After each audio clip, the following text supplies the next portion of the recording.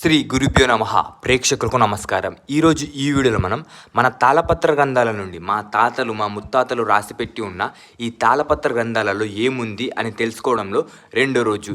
ఈరోజు ఈ వీడియోలో మనం అతి ముఖ్యమైన ఇప్పుడు ప్రస్తుతం చాలామంది కష్టపడుతున్న లేదా చాలామంది ఇబ్బంది పడుతున్న సమస్య గురించి మాట్లాడుకుందాం. అదే అప్పులు. చాలామంది అప్పుల బాధలతో సతమతమవుతుంటారు. అప్పుల బాధలంటే వారు తెలియక లేదా ఏదో ఒక విషయంలో చేసిన అప్పులు వాళ్ళని వెంటాడుతూనే ఉంటాయి. దాన్ని తీరుద్దామంటే తీరడం కుదరదు. సో ఇలాంటి అప్పులు తీరాలంటే ఎప్పటి నుండో పడి పీడిస్తున్న అప్పులు తీరాలంటే ఏం చేయాలనేది ఈరోజు ఈ వీడియోలో తెలుసుకుందాం. అంతకంటే ముందు మీరు భార్యాభర్తల సమస్యలు, సంతాన సమస్యలు, ప్రేమ సమస్యలు, పెళ్లి సమస్యలు లేదా ఇతర చెడు ప్రయోగాలతో బాధపడుతున్నట్లయితే గురువుగారిని సంప్రదించండి.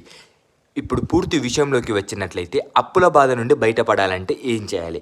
అప్పుల బాధ అంటే మనం ఏదైనా ఒక అవసరానికి ఎవరి దగ్గరైనా అప్పు తీసుకొని ఆ అప్పు ఎన్ని సంవత్సరాలైనా సరే మనం ఎంత ట్రై చేసినా సరే అప్పు తీరకపోవడం, లేదా ఇలాంటి అప్పులు ఒక అప్పు తీరుద్దామని ఇంకొక అప్పు తీసుకోవడం, అప్పు మీద అప్పు పెరగడం, ఇది మన తలపై ఆ అప్పు అలానే ఉండటం, ఆ అప్పు నుండి మనం బయట రాకపోవడం వల్ల చాలా ఇబ్బంది పాలు అవుతాం.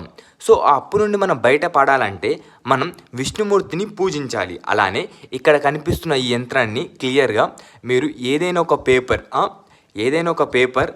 లేదా ఒక రాగి రేకు మీద ఈ ఉన్నట్లుగా రాసి మీ బీరువాలో కానీ లేదా మీ పర్స్లో కానీ ఈ యంత్రాన్ని పెట్టుకోవడం ద్వారా మీ అప్పులన్నీ తీరిపోతాయి.